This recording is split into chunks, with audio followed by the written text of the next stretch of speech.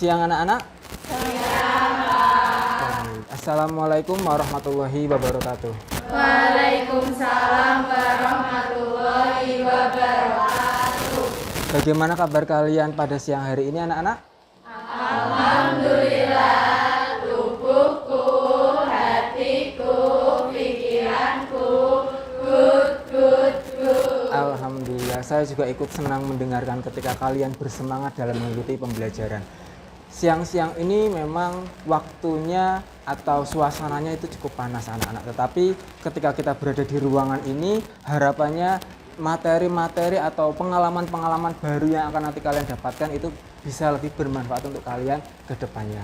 Baik, di awal pembelajaran ini, marilah kita berdoa terlebih dahulu anak-anak. Nanti salah satu saya minta untuk pimpin doa. Mungkin ketua kelas silahkan bisa untuk membantu teman-temannya memimpin doa. Silahkan.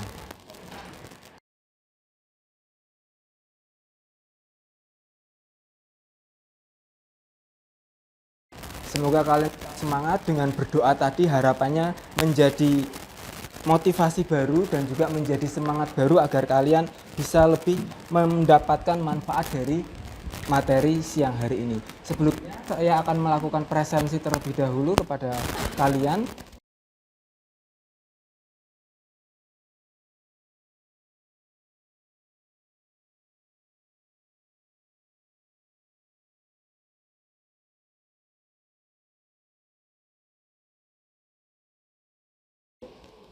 Ada beberapa kalian yang saat ini belum bisa bergabung dalam pelajaran kita.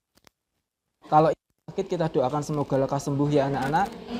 Kalau yang ada kegiatan kita doakan semoga kegiatannya lancar. Kalau yang ada persiapan untuk magang ke Jepang kita harapkan konsisten latihannya dan bisa benar-benar berangkat ke Jepang dan nanti akan menjadi perwakilan Indonesia yang membanggakan di Jepang gitu ya. Baik. Ya. Anak-anak di siang hari ini walaupun siang hari kita coba untuk semangat dulu ya anak-anak ya. Kalau semangat itu biasanya kita pakai yel-yel. Ini kelas ini ada yel-yelnya tidak? Oh tidak ada. Ada. Hafal semua nggak yel-yelnya? Oh sedikit lupa. Wah iya kalian kan hafal nggak semuanya? Oke kalau hafal kita coba ya. Coba yang mimpin Danis siapa Danis? Yel-yel kelas coba. Ya. Don't rest till be the best. Wah, siang-siang tetap semangat ya. Anak-anak, terima kasih yel-yel kalian tadi juga membuat semangat. X1B berarti 10. 1 MPLB 1. Oke. Oke. Ya, yang penting yel-yel itu membuat kalian semangat aja gitu ya anak-anak ya. Nah, kalau Pak Kamal boleh tahu, ini dari anak-anak yang ada di sini, kalau kita berbicara perasaan, adakah yang siang hari ini dalam situasi yang sedih anak-anak? Anas. Wah, ada. 2. Oh, sedih kenapa? Sedih kenapa? Oh, ada kaitannya dengan temannya, tapi semoga sedihnya itu tidak membuat patah semangat ya. Kalau yang biasa aja ada siang hari ini? Wah, semangat biasa aja. Kalau yang senang ada nggak siang hari ini? Wah, kelihatannya kalau senang hampir sebagian besar itu senang ya. Semoga dengan semangat kalian, senang kalian itu bisa bertahan sampai pelajaran ini berakhir dan bisa membuat kalian lebih bersemangat dalam belajar. Baik, anak-anak, di pertemuan ini kita akan coba mengerti atau kita akan coba memahami tentang materi yang ada di salah satu elemen pengelolaan keuangan sederhana. Nah, kalian saat ini adalah kelas 12. 3 bulan yang lalu kalian baru saja selesai PKL dan ini saatnya kembali ke sekolah. Semoga semangatnya itu juga tidak hilang anak-anak. Malah harapannya bisa lebih semangat lagi membawa semangat yang ada di magang ke sekolah. Nah, kita akan coba anak-anak. Saya punya satu video saya punya satu video sama satu artikel. Nah, kalian dulu ketika sebelum pembelajaran itu kan sempat mengerjakan itu ya anak-anak, gaya belajar, kemudian bakat dan minat, otak kanan kiri gitu ya. Nah, kalau misalnya gaya belajar kan sudah tahu semua ya anak-anak ya. Otak kanan dan kiri juga sudah tahu semua. Siapa yang otak kanan? Lupa. Otak kiri?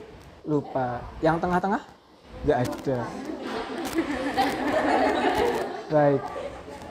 Nah, dari gaya belajar yang sudah pernah kalian kerjakan sebelumnya, ini saya punya dua sebagai pengantar anak-anak. Ada video pengantar dan juga artikel. Kalau kalian ingin lihat video, nanti saya tampilkan di sini. Kalau kalian ingin lihat artikel atau suka membaca, lebih suka membaca daripada menonton video, saya sudah mengirimkan linknya ke Mbak Danis. Nanti Mbak Danis bisa share ke teman-teman yang lainnya. Tapi kita secara bersama-sama lihat videonya dulu ya. Seperti apa videonya, kita lihat.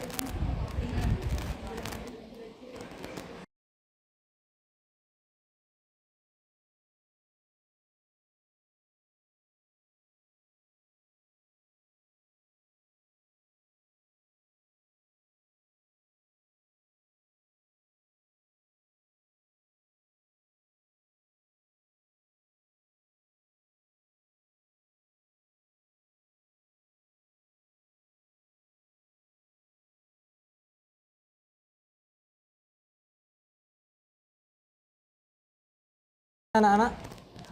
Andri dan nah, kalau kalian sebagai perempuan ini kan banyak yang perempuan semua kecuali satu yang laki-laki. Nah, kalau kalian sebagai perempuan itu kan dua-duanya laki-laki semua. Siapa yang kalian pilih untuk menjadi pasangan kalian nanti? Firman. Waduh, karena apa? Karena lebih tampan atau lebih kaya atau bagaimana? Karena apa? Karena pintar dalam mengelola keuangan. Nah, ada nggak yang bisa menceritakan kembali apa isi dari video ini anak-anak? Siapa yang mau menceritakan kembali? Saya tunjuk ya, silahkan Mbak. Apa yang kamu lihat, apa yang kamu bisa simpulkan dari ceritanya Andri dan Firman? Kalau Andi itu, dia itu mementingkan foya-foyanya Pak. Kayak beli, kayak kesenangan dia. Kalau Firman itu bisa mengatur keuangan, antara keuangan yang disimpan mana, yang dibutuhkan mana. Jadi dia itu bisa beli semuanya dan dia itu menyimpan uang. Intinya tuh kayak gini Pak. Kalau si Firman kan seumpama punya uang 1 juta, dia itu bisa membagi yang 500 bisa ditabung, yang 500 untuk kebutuhan. Jadi semakin lamanya itu uang akan mengumpul buat kebutuhan lain. Baik, terima kasih, kasih tepuk tangan untuk bahwa ternyata walaupun sebenarnya keuangan yang tepat itu bisa membuat atau bisa menghasilkan sesuatu yang baik juga. Nah, tidak hanya orang anak-anak, ternyata perusahaan pun juga sama. Bayangkan setiap perusahaan atau setiap usaha bisnis itu kan pasti memiliki uang yang dikelola untuk operasional perusahaan. Ketika perusahaan atau usaha itu ternyata tidak bisa mengelola uang dengan baik, maka yang akan dimunculkan atau hasilnya adalah perusahaan itu bisa jadi rugi atau bahkan bangkrut. Nah, sama seperti kasusnya Andri dan Firman tadi. Nah, dari video pengantar tadi, harapannya kalian bisa lebih mengerti juga bagaimana pentingnya pengelolaan keuangan. Dari pengelolaan keuangan yang dikelola dengan tepat, dikelola dengan baik, itu akan menjadi bermanfaat untuk kedepannya. Baik, itu cerita Andi dan Firman. Baik, berikutnya adalah saya punya sebuah cerita. Ceritanya cukup panjang karena ada 4 paragraf.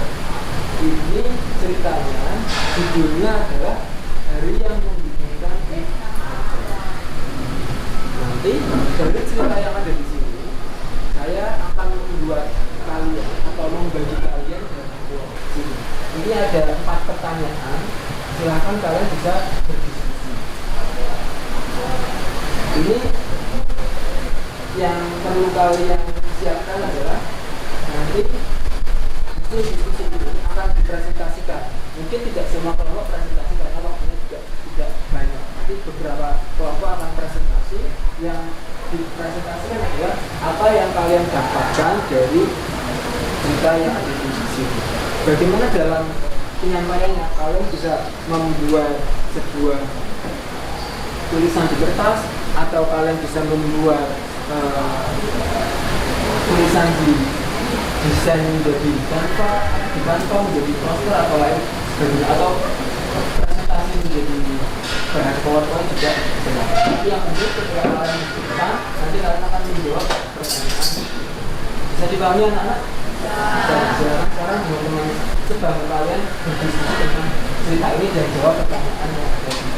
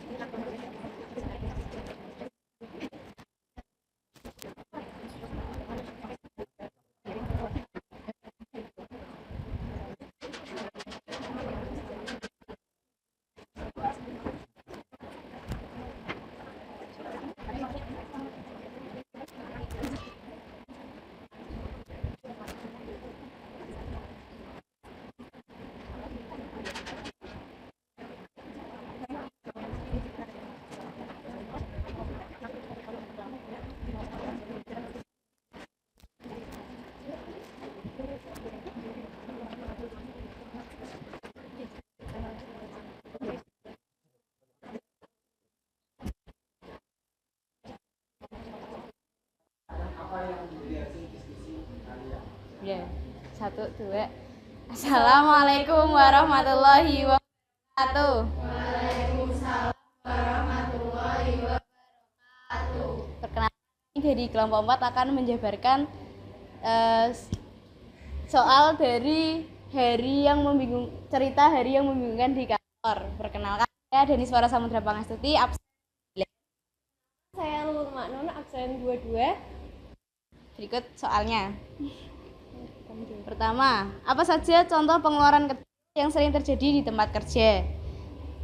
Ada membeli tinta printer, membayar ongkos kirim, dan membeli konsumsi rapat, serta untuk uang transportasi. Lalu yang kedua, mengelola kantor agar tidak terjadi penyelewengan, yang yaitu dilakukan pencatatan, pengeluaran, dan pemeriksaan fisik dan penyimpanan bukti pengeluaran. Kemudian apa untungnya menggunakan tempat kerja? Yang pertama,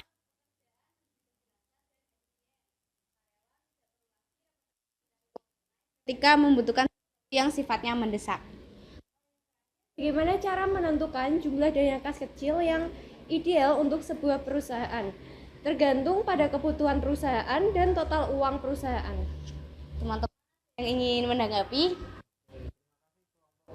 Oh iya.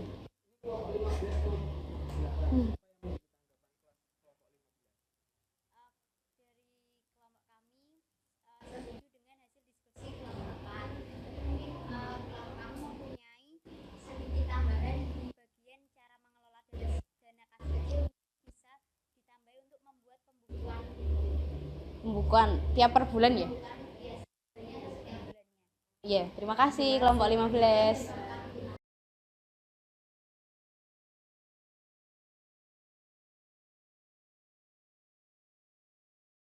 Terima kasih.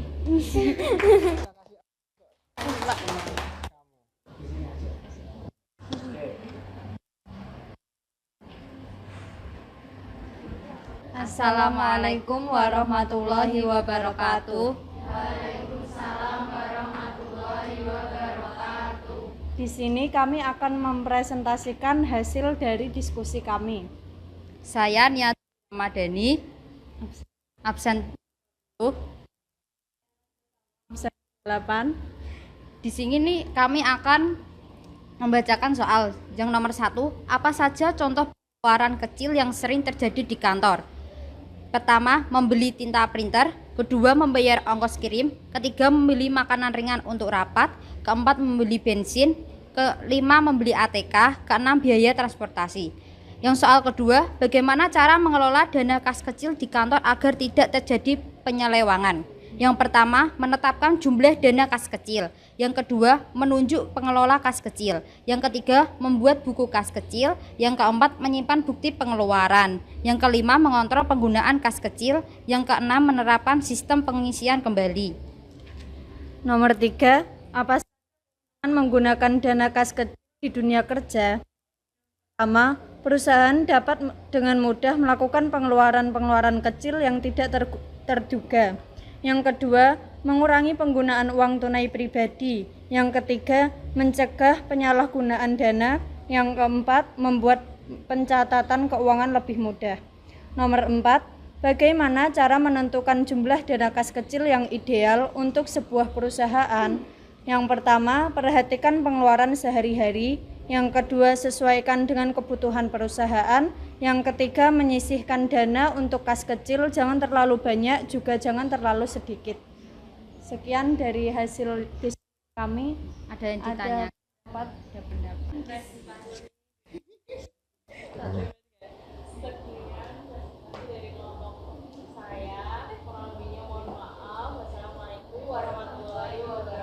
Waalaikumsalam. Wah, baik. Dari apa yang sudah kalian diskusikan, sudah mulai ada gambaran ya anak-anak ya, bagaimana itu kas kecil sebenarnya dan bagaimana kas kecil itu dalam implementasinya. Nah, ada yang mau maju anak atau mungkin ada yang mau ditanyakan? Nah, sudah paham semua anak-anak? Alhamdulillah sudah paham semua. Nah, memang kalau kita kas kecil itu punya karakter sendiri-sendiri. Apa itu karakter kas kecil? Kalau kas kecil itu punya karakter ini, digunakan untuk membayar transaksi kecil secara rutin. Dari kasus Pak Budi tadi, itu kan jelas transaksi yang dikeluarkan itu seperti membeli ATK dan lain. Transaksi itu adalah transaksi yang kecil, walaupun kecil, tapi itu sifatnya.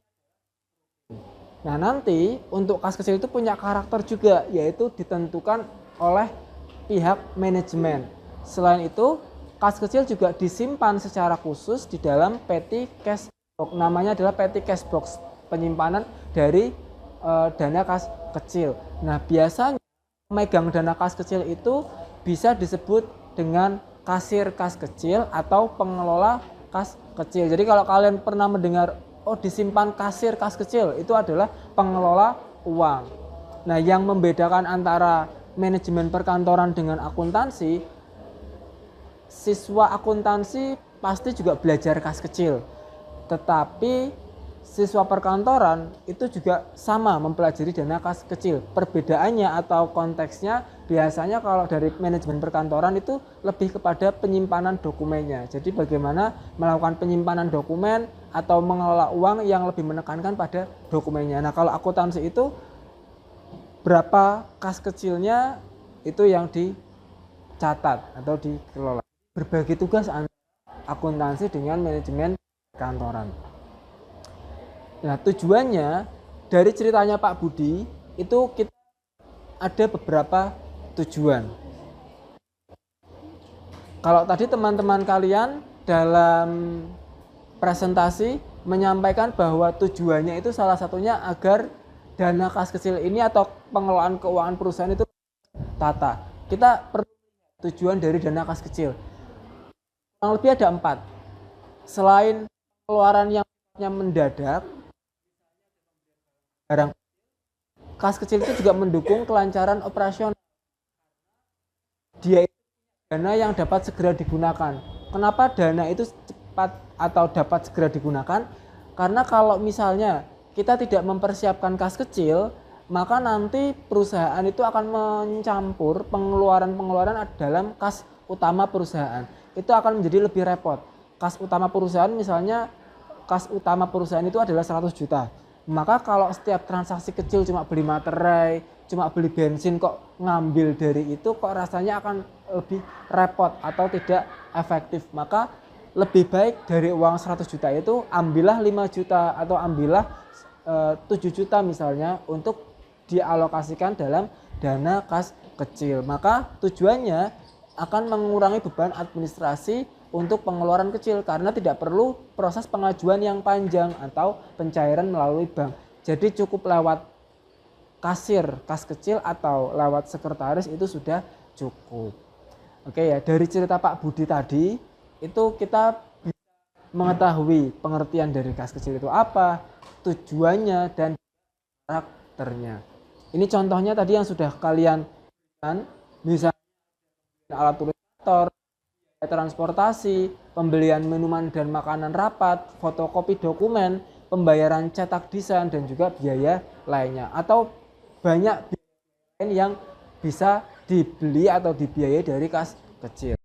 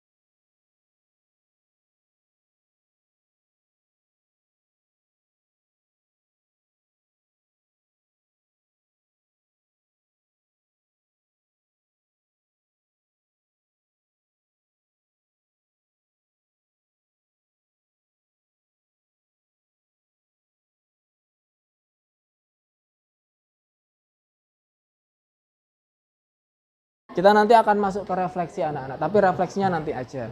Jadi di yang ada ini nanti kita akan coba merefleksi kembali apa yang kita dapatkan pada siang sampai sore hari ini. Kelihatannya kelas ini siswanya tuh semangat ya, dari tadi duduknya tegap, kemudian ini kalian tegap itu santai, rileks atau kaku anak-anak? Oh enggak, santai. Semoga santai. Saya juga berusaha untuk santai. Saya berusaha untuk rileks, saya berusaha untuk santai. Nah, apa yang kita pelajari atau apa yang kita dapatkan pada hari ini anak-anak, bahwa pengelolaan keuangan itu adalah sesuatu hal yang penting. Kenapa penting anak-anak pengelolaan keuangan? Saya coba tanya lagi ya kalau gitu ya. Mbak Ayu Sapitri, apa yang menurutmu keuangan itu penting? Keuangan penting. Mengelola uang di Mengelola uang penting. Supaya ini Pak, biar mengelola uang penting supaya kita nggak berlebihan, nggak kita bisa mengaturnya dengan baik, jadi kita nggak kekurangan ke depannya gitu Pak. Oke, berarti penting karena agar bisa mengelola uang dengan baik. Terima kasih. Kemudian, oh iya, tepuk tangan boleh. Nah, kalau menurutmu bagaimana? Oh, saya tanya di belakang deh. Bagaimana menurut apa yang kamu pelajari dari materi hari ini, Mbak? Yang saya pelajari dari materi hari ini, dana kas kecil, terus gimana cara nyimpen uang juga biar tertata gitu. Iya. Terus itu kayak Apalagi mengelola uang dengan baik, lebih tertata dan tidak ada pemborosan ya. Iya. Baik, terima kasih, Mbak. Nah, baik, boleh tepuk tangan lagi anak-anak. Iya. Oke. Baik. Atau pendapat dari teman-temanmu bahwa mengelola uang itu juga penting. Ya, hanya sekian, perusahaan pun juga sama. Tadi contohnya Pak Budi, ketika perusahaan itu tidak ada pengelolaan keuangan kas kecilnya, Pak Budi itu sebagai karyawan merasa bingung. Tadi apa yang habis tadi ya, yang rusak printer ya. Printer rusak, mau panggil tukang servis, ternyata tidak ada uangnya di kasir atau di laci, maka dia akan kebingungan, itu akan menghambat pekerjaan. Sama ketika kalian di sekolah lagi enak telepon-teleponan, misalnya di sekolah lagi enak praktik membuat surat misalnya, tiba-tiba listrik mati, itu kan akan menjadi penghambat. Sama seperti Pak Budi juga tadi gitu ya, ketika Pak Budi lancar maka pekerjaan kalian juga akan lancar. Oke. Nah, refleksi ini ada beberapa pertanyaan yang refleksi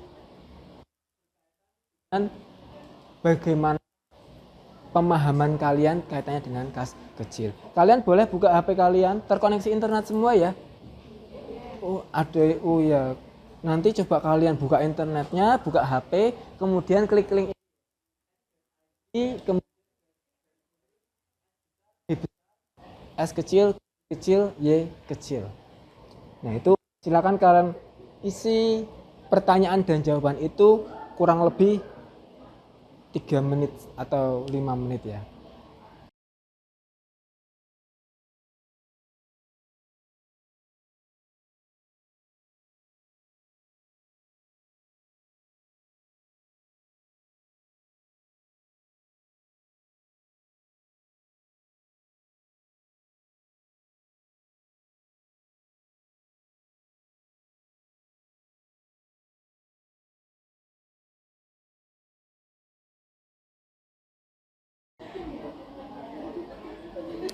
Oke, kelihatannya sudah banyak yang anak ya. Karena sudah banyak yang mengisi, mungkin ini ada 4 pertanyaan yang kalian bisa jawab di Google Form ini. Nanti harapannya menjadi refleksi dari kalian dan bisa menjadi catatan kalian untuk kedepannya menguatkan di bidang apa dan lain sebagainya. Nah, nanti kita pertemuan berikutnya akan lebih fokus kepada dokumen kas kecil. Kebetulan besok Kamis itu yang pernah saya sampaikan minggu kemarin, itu besok Kamis rencananya adalah kita membahas dokumen penerimaan kas kecil dan juga membahas salah satu dokumen pengeluaran kas kecil. Nah, itu yang akan rencana kita bahas besok. Tetapi kelihatannya besok ada kegiatan lain. Kegiatannya apa anak-anak besok? Pemilihan umum. Nah, kalau kalian pingin ke pelajaran atau event di bawah, event di bawah. Oh iya. Atau pingin belajar di mungkin siang harinya atau pagi harinya? Oh tidak. Enggak. Berarti lebih baik full ikut pemilos ya. Fokus ke kegiatan pemilos ya anak-anak ya. Oh, betul. Nah, ini maka karena besok itu kita mungkin fokus di pemilos, nanti di hari Jumatnya kita akan ketika di lab BTC kita mungkin akan sampling latihan membuat penerimaan dana kas kecil 1, pengeluaran dana kas kecil 1, sama nanti kita akan coba membuat laporan aktivitas dana kas kecil. Sebenarnya termasuk membahas yang kemarin surat kalian buat itu. Cuman kita lihat nanti waktunya. Gitu anak-anak. Apakah ada pertanyaan sebelum saya tutup? Tidak ada. Nah, terima kasih. Semoga apa yang kita dapat, kita pelajari hari ini menjadi manfaat untuk kalian, menjadi ilmu yang baru untuk kalian, dan semoga kalian kedepannya lebih semangat lagi anak-anak ya. Ini hari ini sudah semangat, siang ini, sore ini sudah semangat, tapi kedepannya bisa lebih semangat lagi dan lebih ceria lagi dalam mengikuti pembelajaran. Itu ada yang mau ditanyakan anak-anak? Cukup ya, kalau tidak ada silakan salah satu pimpin doa dan berharap semoga nanti kalian bisa kembali ke rumah dalam keadaan selamat, tidak kurang suatu apapun. Silakan ketua kelas dapat pimpin doa. Baik, Pak. Duduk siap. Sebelum mengakhiri pelajaran pada hari ini, marilah kita berdoa terlebih dahulu. Berdoa dipersilahkan.